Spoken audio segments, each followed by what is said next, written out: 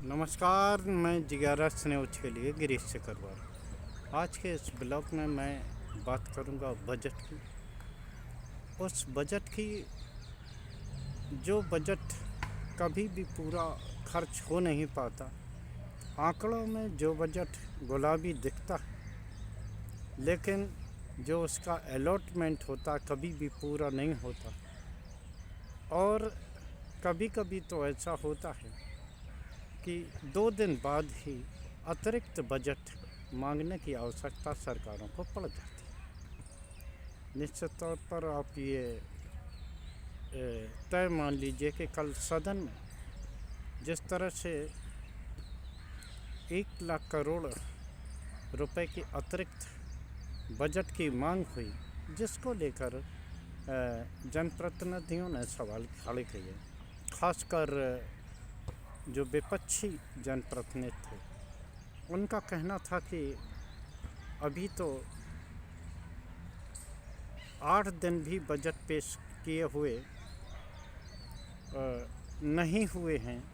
अभी केवल बजट का प्रथम चक्र ही बहस का सेशन हो पाया है और दूसरे चक्र में ही सरकार को आखिर नए बजट की आवश्यकता क्यों पड़ गई है। हालांकि मैं आपको बता दूं कि जिस तरह से इस समय देश की परिस्थिति चल रही है और मध्य एशिया में जो वार चल रहा है, जिसका साइड इफ़ेक्ट देश पे पड़ना तय है और ये पड़ भी रहा है।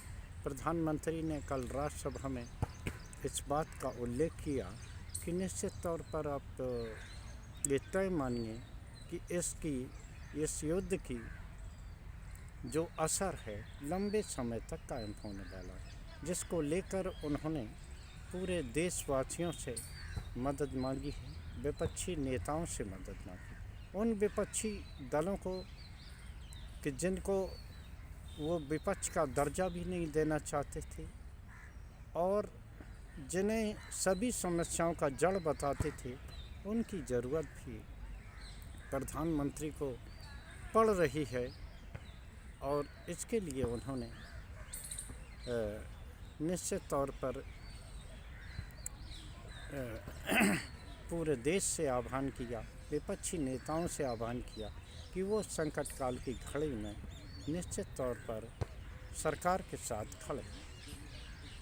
ये अच्छी बात है और विपक्ष क्या पक्ष क्या, विपरीत परिस्थिति जब देश पर आए तो निश्चित तौर पर सभी लोगों को एकजुट होकर देश के लिए खड़ा होना चाहिए।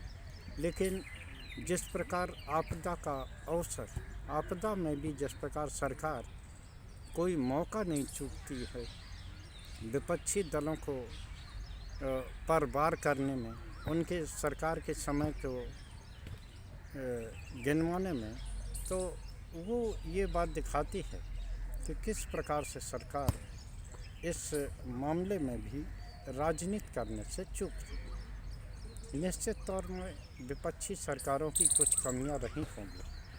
आखिर कमियां न रही होती तो देश की जनता वर्तमान सरकार को क्यों चुनती।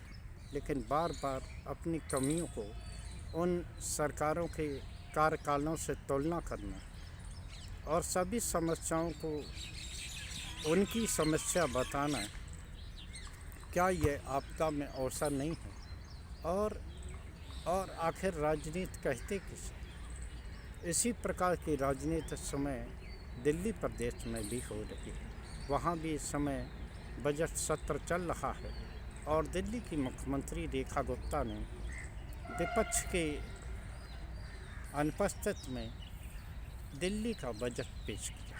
हालांकि इस बजट को लेकर सवालिया निशान लगाए हैं, क्योंकि जिस प्रकार से शिक्षा और साफ हवा, पर्यावरण आदि को लेकर दिल्ली सरकार पर सवालिया निशान, उनकी गारंटियों को पूरा न करने का बात है।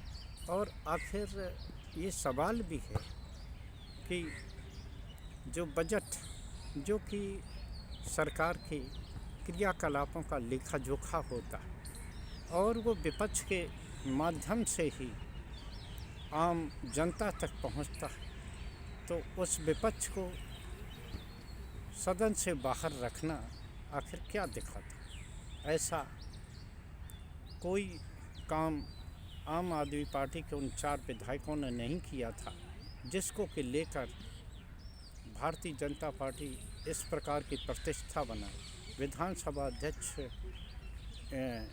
जो ब्रजेंद्र गुप्ता हैं, लगता है उन्होंने आम आदमी पार्टी के कार्यकाल के दौरान हुई बातों को अपने दिल से लगा रखा। कोई भी दल भले ही पक्ष में हो या विपक्ष में हो, उनकी कोई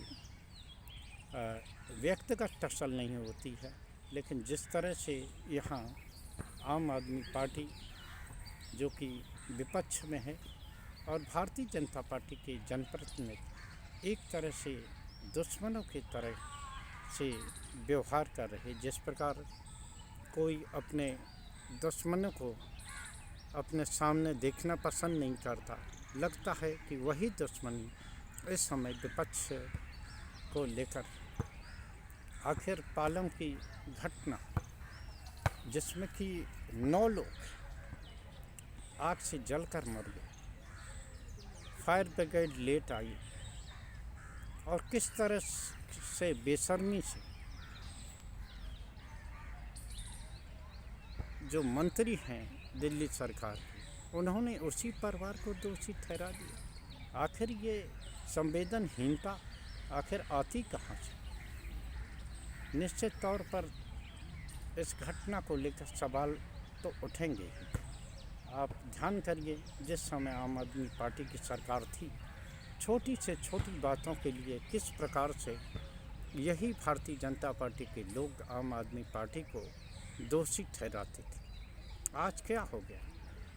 आप विपक्ष की आवाज़ को सुनना नहीं चाहते। विपक्ष आपसे जब सवाल करता है, आपके बजट पर सवाल उठाता है, आपसे आपके किए गए कार्यों की सूची मांगता है, तो उसे किस तरह से जन विरोधी और गलत ठहराया जा सकता? आखिर विपक्ष का रोल क्या है?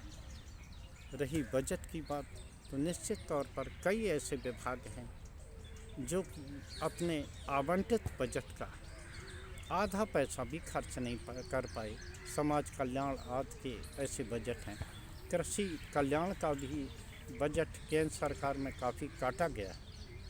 और इसी प्रकार दिल्ली का हाल है, जो उन्होंने वादे किए थे सत्ता में आने से पहले, जिसको कि 1 साल सरकार को बने हो चुका है, 1 साल से ज़्यादा का वक्त दूसरी साल चल रही है, और वो अपने उन वादों को भी पूरी नहीं कर पाई। हालांकि ये वादे 5 साल के लिए किए जाते हैं, लेकिन जिस प्रकार सरकार ने ये दावा किया था कि प्रथम कैबिनेट में ही महिलाओं के खाते में पैसे आएंगे, निश्चित तौर पर यह दर्शाता है कि वादे करना और बात है और पूरा करना अलग बात।